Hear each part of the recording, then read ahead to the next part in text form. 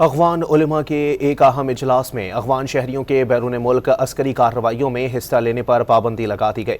इजलास तालिबान अबूरी हुकूमत के तहत हुआ, जिसमें मुल्क भर में दर्जनों उलमा शरीक हुए। इस करारदाद के तहत अफ़गान अवाम को किसी दूसरे मुल्क में लड़ने से रोका गया है। अगरचा करारदाद में किसी मुल्क का हवाला नहीं दिया गया, लेकिन अफ़गान मुबस्सिरीन के ख्याल में ये शेक पाकिस्तान के हवाले से हो सकती है। अफ़गान उलमा के एक अहम इजलास में अफ़गान शहरियों के बैरून मुल्क अस्करी कार्रवाइयों में हिस्सा लेने पर पाबंदी लगा दी गई।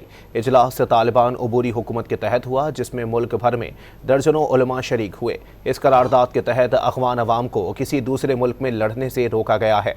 अगरचा करारदाद में किसी मुल्क का हवाला नहीं दिया गया, लेकिन अफ़गान मुबस्सिरीन के ख्याल में ये शेक पाकिस्तान के हवाले से हो सकती है।